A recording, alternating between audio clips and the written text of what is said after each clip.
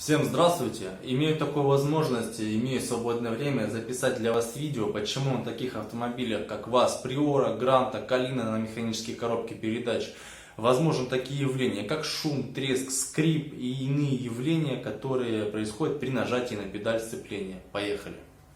В руках я держу практически новый тросик сцепления. Я его поставил и, поняв, что дело было не в нем, лично в моей ситуации, я его просто снял и положил в гараж до лучших времен.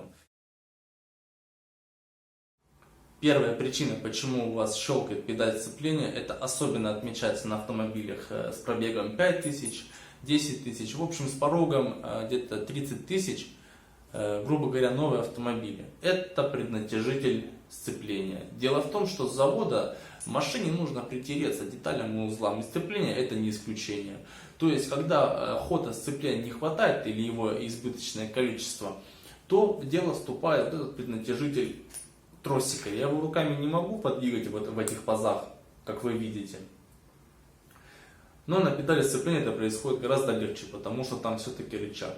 Какое решение проблемы щелканием вот этого преднатяжителя? Собственно говоря, никакого. То есть вам либо нужно подождать еще чуть-чуть, пока сцепление притрется, либо попробуйте поменять тросик. В принципе, он недорогой, меняется за 30 минут, ничего сложного в нем нет. В интернете полно роликов, как его поменять. Вторая причина, почему у вас скрипит, кряхтит, туго нажимается педаль сцепления, это так называемая вот эта вот бабышка, наконечник троса, который взаимодействует с железной вилкой сцепления. Дело в том, что когда вы нажимаете на сцепление, вилка входит вот так вот, то происходит скрипы происходят и передается это соответственно на педаль сцепления. Очень неприятно, я с этим сталкивался. Я вставлю видео, где я наглядно покажу это явление, и вы все поймете.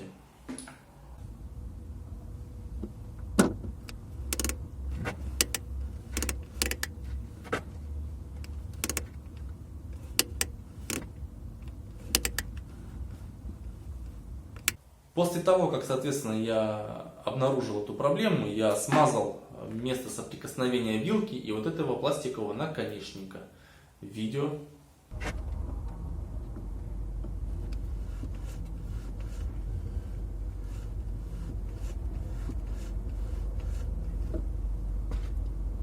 Как вы сами прекрасно видели, проблема исчезла. Третья причина, почему ваша педаль сцепления туго нажимается, имеются скрипы, имеется скрежет. Это не распространенная причина, но она имеет место быть. Это все-таки механизм и всякое возможно, тем более наш русский.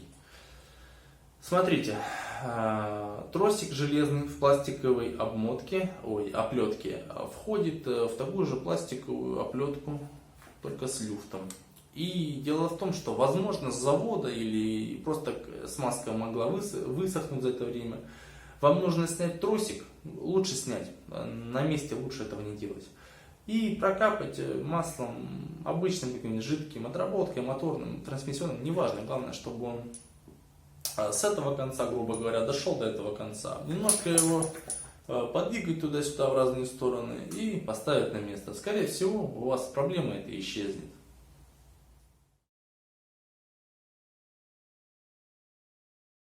Четвертая причина, по которой ваша педаль сцепления может так некорректно работать, это вилка сцепления. Я отложил тросик, потому что уже дело, собственно, не в тросике. Вилка сцепления, я расскажу. Она в коробке крепится двумя концами.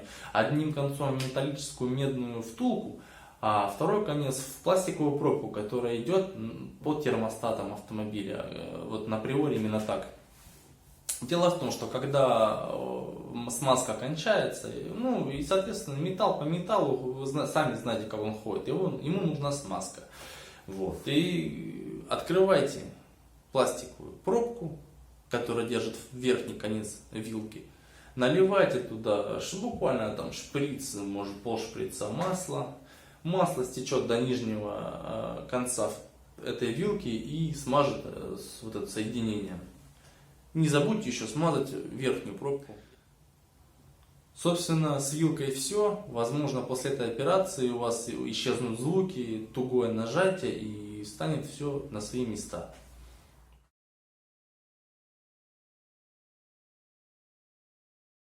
Итак, пятая причина, по которой ваша педаль сцепления нажимается туго, издает звуки, скрипит, кряхтит и вообще еще отмечается, что на ходу, у меня такое снова было, на ходу при скорости 100 км в час, почему-то вот имея люфт, педаль сцепления тряслась, она вот так очень неприятная, я уже как только регулировал вот этот вот наконечник. Это, к сожалению, причина в сцеплении в сборе. Неважно, будь то диск, будь то корзина, будь то выжимной подшипник. Обязательно менять нужно целиком. Дело в том, что столкнувшись с этой проблемой, я уже все переделал, я уже перемазал тросики не один, я перемазал, я залил уже столько масла в вилку сцепления, но ничего не помогло, все оставалось на своих местах. И когда мы с друзьями поменяли вот это вот все сцепление, я увидел на диске сцепления, нет, на корзине сцепления выемки на лепестках. Они все были погнуты, это уже никуда не годилось. И хорошо, что я принял решение поменять сцепление в сборе. После того, как мы с друзьями поменяли все сцепление целиком, я ощутил свободу, мне открылось второе дыхание, мне захотелось жить. Я, нажав на педаль сцепления, понял, что так должно быть с завода. То есть она была мягенькая, никаких скрипов, никаких скрежетов, все было идеально. И поэтому я вам рекомендую начать с самого малого, просто банально со смазки какого-то узла. Но если у вас симптомы такие, как у меня, уже все, что есть на свете, и вы все перепробовали, вы закачали в вилку там целый литр масла, вы переменяли сцепление тросики сцепления, то обязательно вам придется поменять сцепление целиком в сборе, в коробке. От этого никуда не деться, к сожалению. Особенно это вот на 120 тысяч километрах, может быть даже на 100, у кого какая езда. И поэтому я рассказал вам про 5 причин. Я вам советую начать с самого маленького, то есть у вас может быть банально при какой-то причине, где-то что-то не смазано. Смажьте, попробуйте, поменяйте на худой конец тросик, но если вам ничего не помогает, меняйте сцепление. Спасибо большое за просмотр. Я думаю, что это многим пригодится. Если пригодилось, напишите в комментариях, какая у вас была причина. Мне очень интересно узнать. Спасибо, всем пока.